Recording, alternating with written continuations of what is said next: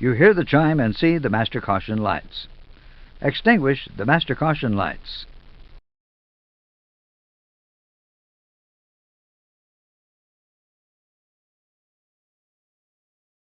There is now a new abnormal message on the engine warning display: blue system low pressure. The message is boxed to indicate that the loss of the blue hydraulic system is classed as a primary failure that will affect other systems. The systems affected are shown on the right of the EWD as starred items called secondary failures. In this example, the primary failure of the blue hydraulic system has caused a secondary failure of flight controls. After review and confirmation from the pilot flying, the hydraulic failure message on the EWD can be cleared. Clear the hydraulics message.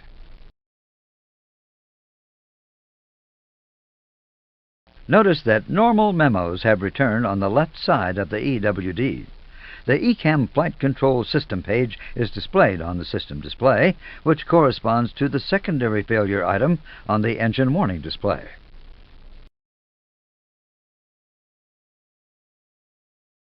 On the ECAM Flight Control page, notice that the controls affected by the loss of blue hydraulics have amber indications.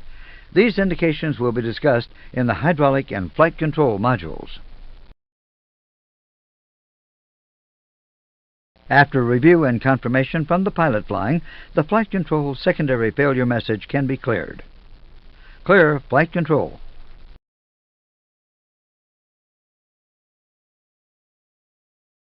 Notice that the secondary failure indication on the EWD is removed. The status page is now displayed, containing several pieces of information. The first area gives procedures to be applied for approach, landing distance factors, and other information.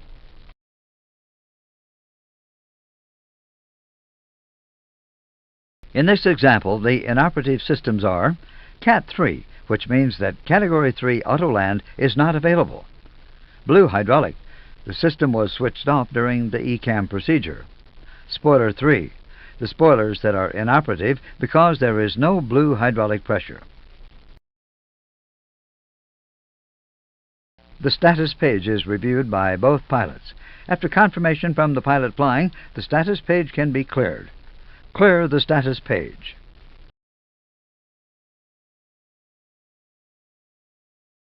The ECAM actions for a blue hydraulic reservoir overheat are complete. Notice that the status reminder is displayed at the bottom of the EWD, reminding you that there is information on the status page. This is important since there were approach procedures to be applied. If it contains information, the ECAM system automatically recalls the status page during the approach phase when the slats are extended. This is done so that if there are any items affecting the approach and landing, they will be presented to you at an early stage. You can see that in the example shown, there are approach procedures. You will see how these approach procedures are applied later in the course. Clear the status page.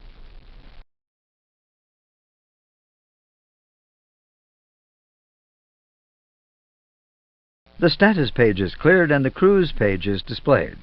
ECAM Complete screens normal. So far we have looked at how the ECAM system advises you of minor failures. We will now look at what happens when there is a serious failure that requires immediate action. To demonstrate this, we will use an engine fire. As before, we will not concentrate on the system failure, but on ECAM indications and procedures.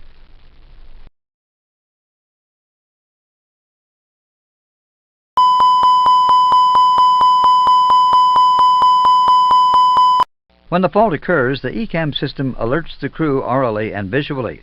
You hear a continuous repetitive chime and see the master warning lights flashing.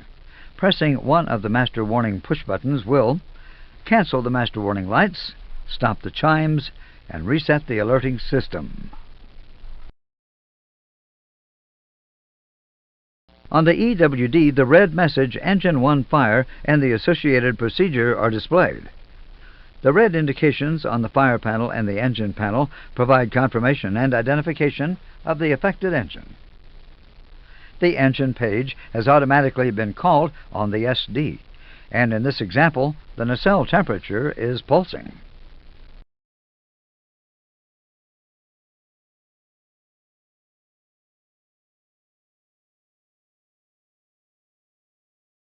Notice that there is a red Land ASAP message on the EWD.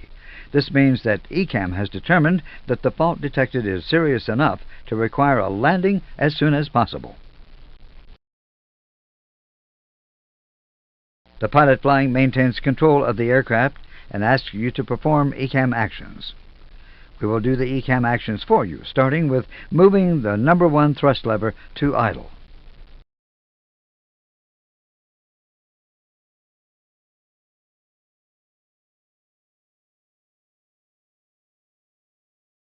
The next line on the ECAM procedure is now carried out.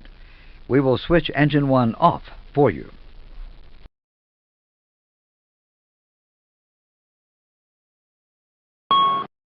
Cancel the master caution light.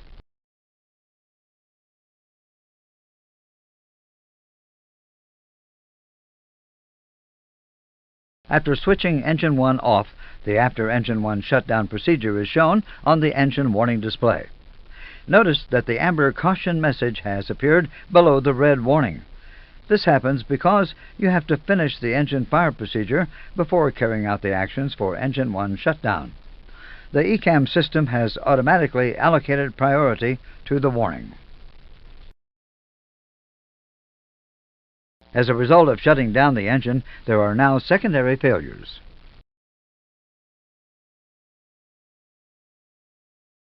The next ECAM action is to push the engine 1 fire push button. We will do this for you.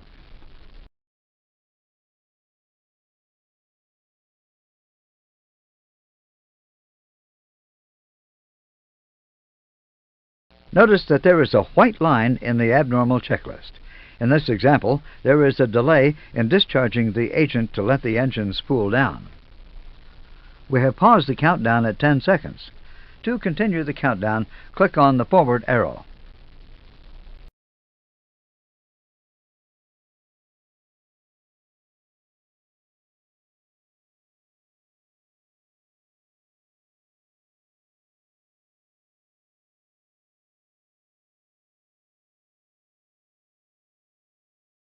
When the countdown is complete, a blue action line appears, telling you to discharge the first fire bottle. We will do this for you.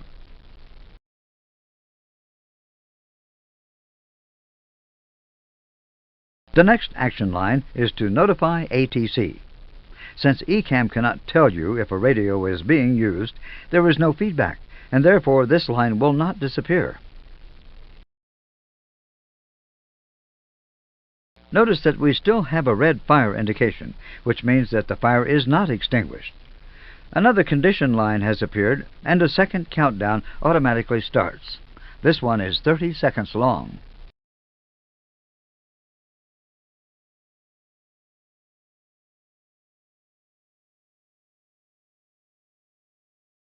Agent 1 managed to extinguish the fire.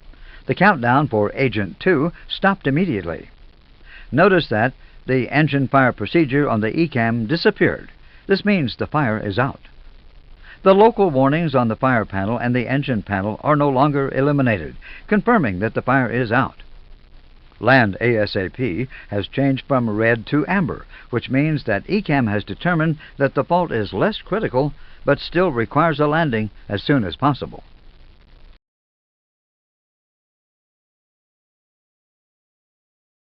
The remaining steps are similar to those seen for an ECAM caution, so we will stop here. You have seen that the ECAM system has provided a smart and interactive checklist to help you deal with a major problem. So far, the messages and procedures displayed on the EWD have not been more than 7 lines, so we have had room to display them all. Let's look at how ECAM copes with a long procedure.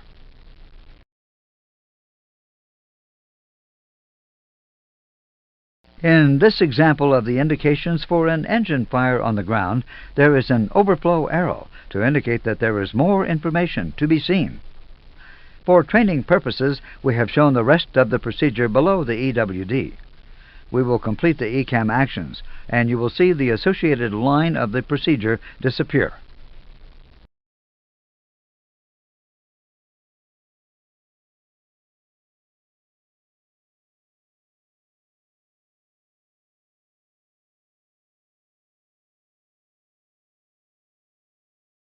As actions are completed, the rest of the information will be displayed and the overflow arrow will be removed.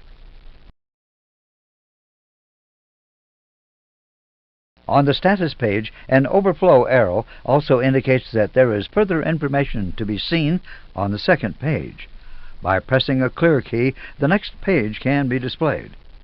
Press a clear key.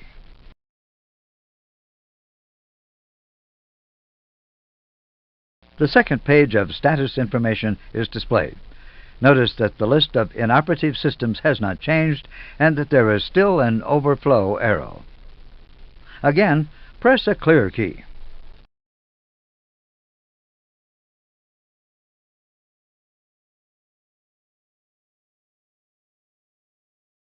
The last page of inoperative systems is displayed and the overflow arrow is removed. If you want to display the first status page again, the status key can be pressed. Press the status key.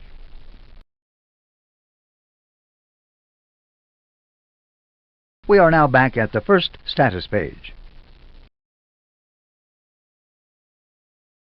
To summarize, initially you see all the information on the left side of the status page and all the inoperative systems on the right. To complete this module, let's briefly look at ECAM priority. We will only use the bottom part of the engine warning display for this information. You are partway through the Engine 1 fire procedure when ECAM detects another failure. The low priority recorder DFDR fault has appeared below the higher priority Engine 1 fire and Engine 1 shutdown procedures. Unfortunately, it is one of those days, and another failure occurs.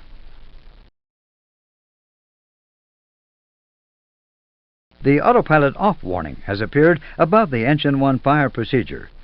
ECAM has automatically assigned priority to the autopilot off message because the first priority is always to fly the aircraft. The low priority recorder DFDR fault is now off the screen. You are advised that the fault is there by the unstarred recorder text in the right-hand column of the EWD and the green overflow arrow. We will clear the autoflight autopilot off warning for you. The recorder DFDR fault message is back at the bottom of the engine warning display, and the recorder text has been removed from the right-hand column.